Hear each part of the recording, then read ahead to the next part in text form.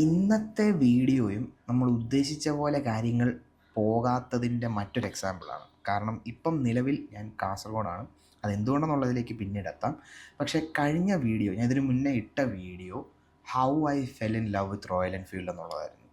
And ഇപ്പോൾ എന്താ പറയണ്ടേ, മിക്ക ലവ് അറ്റ് ഫസ്റ്റ് സൈറ്റ് സ്റ്റോറീസും നിങ്ങൾ കേട്ടിട്ടുള്ളവരാണെന്നുണ്ടെങ്കിലോ അല്ലെങ്കിൽ അങ്ങനെ ലവ് അറ്റ് ഫസ്റ്റ് സൈറ്റ് ഉണ്ടായിട്ടുള്ളവരാണെന്നുണ്ടെങ്കിലോ മനസ്സിലാവും. കാര്യത്തിലെടുത്ത് കഴിയുമ്പോഴാണ് നമുക്ക് അതിൻ്റെ ഗുണവും ദോഷവും മനസ്സിലാവണ്ടേ. എന്താ പറയണ്ടേ, ആ വണ്ടിയോടടുത്തപ്പോഴല്ലേ മാങ്ങാടെ പുളി അറിഞ്ഞത്. ഇന്നത്തെ video is about the good, the great and the ugly side of Royal Enfield. കാരണം പറയുമ്പോൾ എല്ലാം പറയണമല്ലോ. How I fell in love with Royal Enfield എന്നുള്ളത് പറഞ്ഞു. ആൻഡ് ദിസ് ഈസ് എന്താ പറയണ്ടേ, how that relationship has been going over the past 5 years. 5 വർഷമായി. ഞാൻ 2019 വണ്ടി മേടിച്ചത്. And let's get the ugly side out of the way. കാരണം ഏറ്റവും മോശമായിട്ട് എനിക്ക് തോന്നിയിരിക്കുന്നൊരു കാര്യം when comes to Royal Enfield is the quality of the service.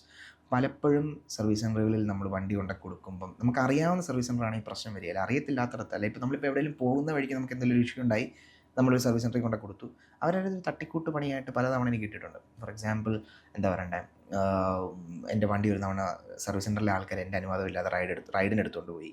അത് ആക്ച്വലി എൻ്റെ ഹോം ടൗണിൽ തന്നെയാണ്, കോട്ടയത്ത് വെച്ച് തന്നെയാണ് അതാ കാര്യം. But let it be. അതുപോലെ തന്നെ ചെയിൻ സ്പ്രോക്കറ്റും പ്രോപ്പറായിട്ട് ഫിറ്റ് ചെയ്ത് തന്നില്ല ചേഞ്ച് ചെയ്തപ്പം. പിന്നെ അത് വേറെ വിഷയമായി.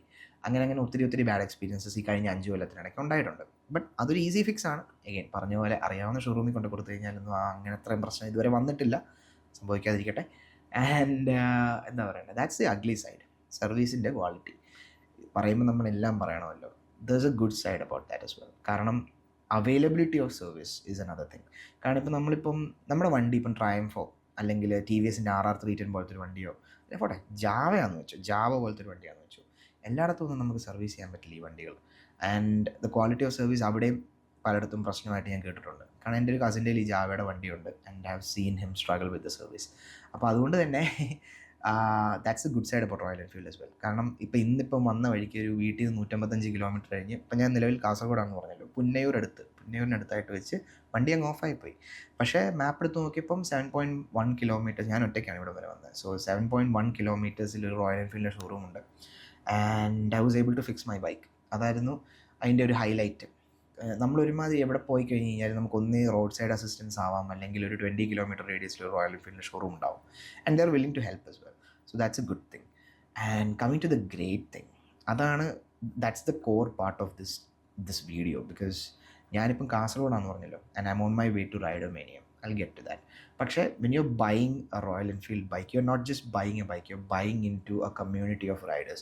അത് ഇന്നും ഇന്നലെയും തുടങ്ങിയതല്ല. ഇപ്പം ഫോർ എക്സാമ്പിൾ KTM-നായിക്കോട്ടെ, ഡോമിനാറിന്, എന്താണ് ബജാജിനായിക്കോട്ടെ, എല്ലാം അവരുടേതായിട്ടുള്ള റൈഡിങ് കമ്മ്യൂണിറ്റീസ് ഉണ്ട്. യമഹയുടെ R1, there is A cult following behind the R15.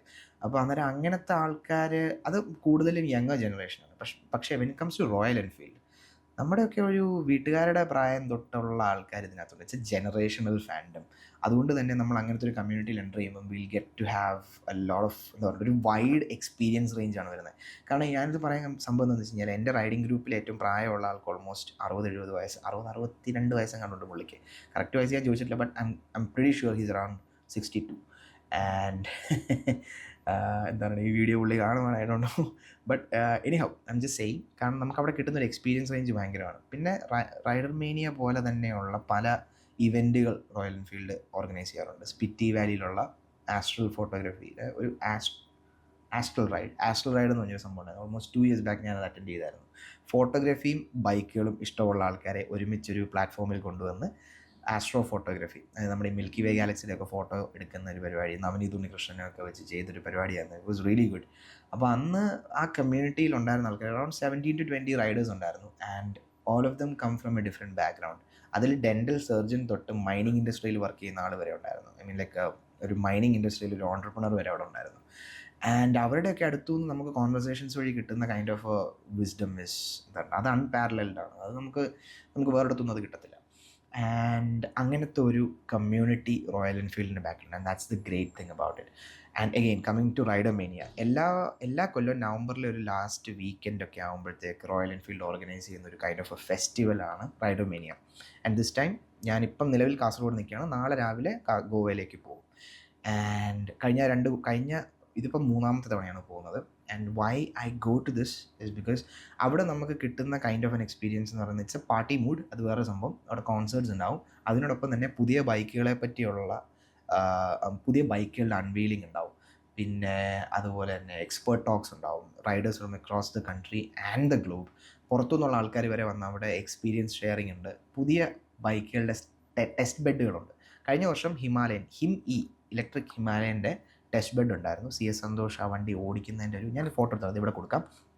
And എന്താ പറയണേ, അങ്ങനത്തെ ഒത്തിരി കാര്യങ്ങൾ. So if you love bikes or if you are a Royal Enfield enthusiast, Rider Mania is like a must visit. At least ഒരു തവണയെങ്കിലും പോയിട്ടുണ്ടാവണം.